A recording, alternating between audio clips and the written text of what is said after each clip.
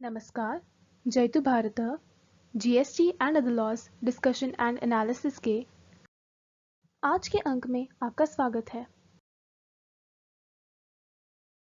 दिनांक 22 दिसंबर 2020 को जारी नोटिफिकेशन नंबर 94 ऑफ 2020 से ई-वे बिल के संदर्भ में भी कुछ बदलाव किए गए हैं, उसके बारे में आज चर्चा करेंगे। रूल 138 के सब रूल 10 के अनुसार ई-वे बिल या कंसोलिडेटेड ई-वे बिल जनरेट किया जाता है तो उसकी वैलिडिटी पीरियड शुरुआत के 100 किलोमीटर के लिए 1 दिन और उसके बाद के प्रत्येक 100 किलोमीटर या उसके भाग के लिए एक एडिशनल दिन की वैलिडिटी नॉर्मल केसेस में रहती है। इस वैलिडिटी पीरियड को 1 जनवरी 2021 से शुरुआत के 200 किलोमीटर के लिए 1 डे और उसके बाद प्रत्येक 200 किलोमीटर या उसके भाग के लिए एक एडिशनल डे, इस प्रकार से संशोधन करने का नोटिफिकेशन नंबर 94 ऑफ 2020 से प्रस्ताव है। यह जो डिस्टेंस बढ़ाया गया है जिससे ई-वे बिल का वैलिडिटी पीरियड कम हो जाएगा, यह नॉर्मल केसेस में जहां पर रोड अच्छे हैं, प्लेन्स इलाका है, वहां पर यह सही भी है क्योंकि ट्रक्स को भी एक दिन में 200 किलोमीटर या 300 किलोमीटर भी दूरी तय करने में कोई दिक्कत नहीं आती। लेकिन जो हिली एरियाज हैं या जहां पर रोड अच्छे नहीं हैं, पूर्वोत्तर भारत के राज्य या उत्तराखंड, हिमाचल प्रदेश, जम्मू एंड कश्मीर और लद्दाख के यूनियन टेरिटरीज, वहां पर यदि यह जो समय अवधि संशोधित की गई है उसमें कुछ कठिनाई आती है तो जीएसटी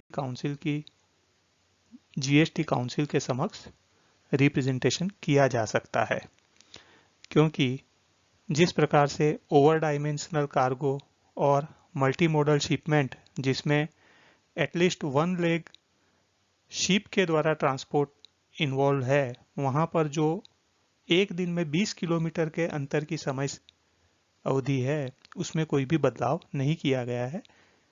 इसी प्रकार से हिली एरियाज के लिए भी यह समयावधि अलग से निर्धारित की जा सकती है।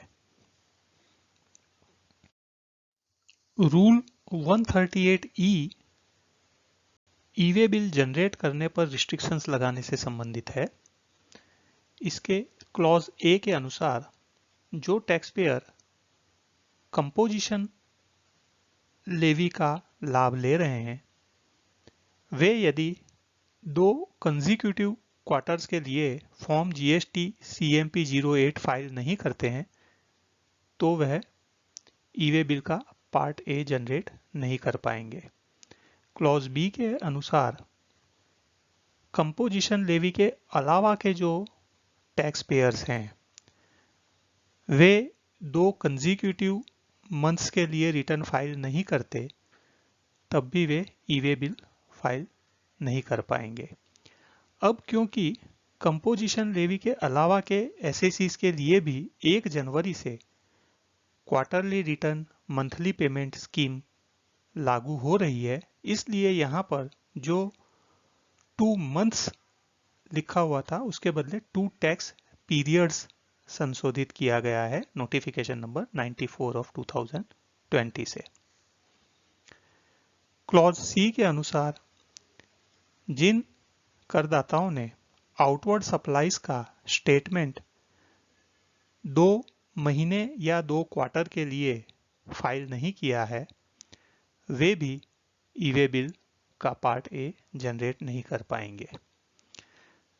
इसके अलावा जो क्लॉज डी है वह अभी नोटिफिकेशन नंबर 94 ऑफ 2020 से इंसर्ट किया गया है।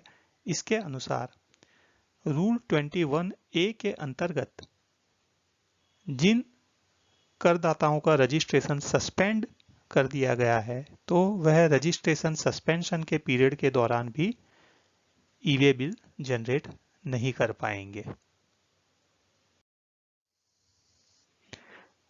रूल 138E का जो एक्सप्लेनेशन है उसमें यह दर्शाया है कि ई-वे बिल जनरेट करने का रिस्ट्रिक्शन है वह कमिश्नर हटा सकता है। उस केस में कमिश्नर का अर्थ ज्यूरिसडिक्शनल कमिश्नर है क्लॉजेस ए और बी के लिए। इसमें क्लॉज सी और डी का उल्लेख नहीं है।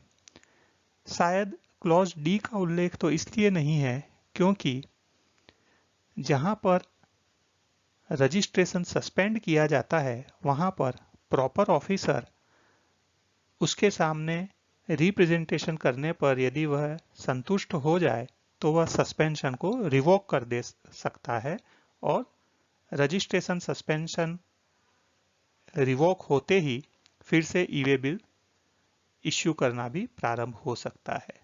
लेकिन इसमें क्लॉज सी के बारे में भी कोई उल्लेख नहीं है। वह मुझे लगता है कि यहाँ पर क्लॉज सी का भी उल्लेख होना चाहिए। आज के अंक में बस इतना ही। धन्यवाद।